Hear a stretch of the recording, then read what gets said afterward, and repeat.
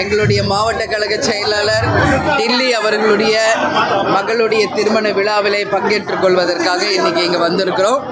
இன்னைக்கு எங்களுடைய கழகத்தின் சார்பாக எங்கள் எல்லாருமாக எங்கள் குடும்ப விழாவில் வந்து பங்கேற்றதில் உண்மையிலேயே நான் மகிழ்ச்சி அடைகிறேன். அந்த மணமக்கள் சீரோடு சிறப்போடு இருக்கணும்னு மனமாற எல்லாருமா அவங்கள வாழ்த்தியிருக்கோம். சரிங்களா? நீங்கள் எதாவது கேள்வி கேட்கணும்னா கேளுங்க. சொல்லியிருக்கேன், செயற்குழு பொதுக்குழு கூட்டி அனைத்து மூத்த நிர்வாகிகள் மாவட்ட கழக செயலாளர்கள் எல்லாரும் பேசி அவருக்கு உரிய பதவி நிச்சயமாக அறிவிக்கப்படும். இப்போ பார்த்தீங்கன்னா தமிழகத்தில் பார்த்தீங்கன்னா 3 நாளைக்கு முன்னாடி ஒரு கத்திக்குத்து சம்பவம் மருத்துவம் நடந்துச்சு. இப்போ திருவள்ளூர் மாவட்டத்தில் ஒரு வேளாண்துறை அதிகாரி அடித்து சட்டையை பிடிச்சி கிழிச்சு கல்குவாரி அடாவடியில் ஈடுபட்டிருக்காங்க. தமிழகத்தில் தொடர்ந்து வந்து இந்த அடாவடி சட்ட ஒழுங்குபடி போயிட்டு நேற்று நான் வந்து டாக்டர் பாலாஜி அவர்களுடைய கத்தி குத்துக்காக நேரடியாக போய் ஆதரவு தெரிவித்தேன். நீங்கள் எல்லாரும் பார்த்துருப்பீங்க. இன்னைக்கு பல இடத்துல தமிழ்நாடு முழுக்க எல்லா இடத்துலையும் படுகொலைகள், பலாத்காரங்கள், கொலை, கொள்ளை என்று சட்டம் ஒழுங்கு முற்றிலுமாக சீரழிந்து இன்றைக்கு தமிழ்நாடே ஒரு கேள்விக்குறியாக இருக்குது. அதில் எந்த மாற்று கருத்துமே கிடையாது.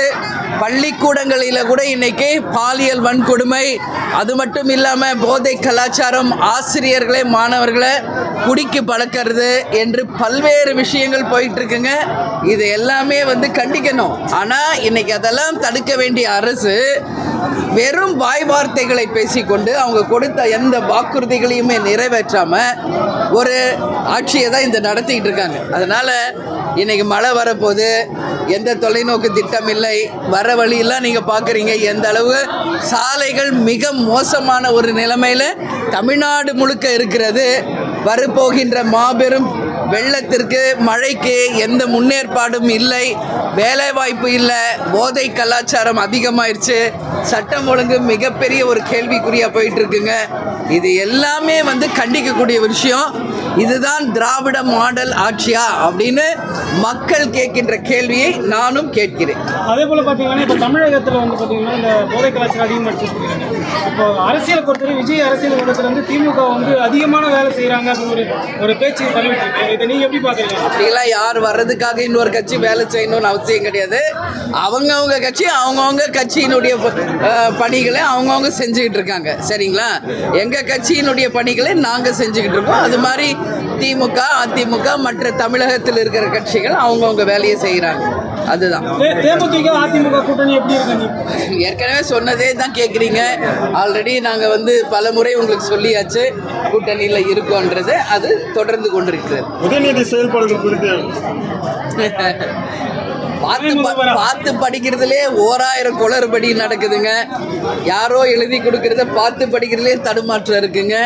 இருந்தாலும் இப்போதான் முதல் முறை துணை முதல்வர் வந்திருக்காரு, பார்க்கலாம். ஏன்னா வெறுமனே வந்து தேர்தல் வாக்குறுதிகளை கொடுத்துட்டுங்க ஆட்சிக்கு வந்த பிறகு எந்த வாக்குறுதியுமே நிறைவேற்றலை என்று மக்கள்கிட்ட மிகப்பெரிய ஒரு அதிருப்தி இருக்குது. இதுதான் உண்மை. எங்கேயுமே வந்து ஒரு வறுமை கோட்டுக்கு கீழ் மக்கள் இன்னைக்கு அப்படியே தான் கஷ்டப்படுறவங்க கஷ்டப்பட்டுக்கிட்டு இருக்காங்க. ரேஷனில் எந்த பொருளும் இல்லை, வேலை இல்லை, எல்லா பிரச்சனையும் இருக்குங்க. இன்னைக்கு தமிழ்நாட்டில் எத்தனை துறை இருக்குன்னு நீங்கள் நினைக்கிறீங்களோ அத்தனை துறைகளிலுமே குளறுபடிகள் இருக்குது. தமிழ்நாடு முழுக்க ஆர்ப்பாட்டங்கள், போராட்டங்கள் நடந்துகிட்டு இருக்கு. இது வந்து கண்டிக்கக்கூடிய ஒரு விஷயம்.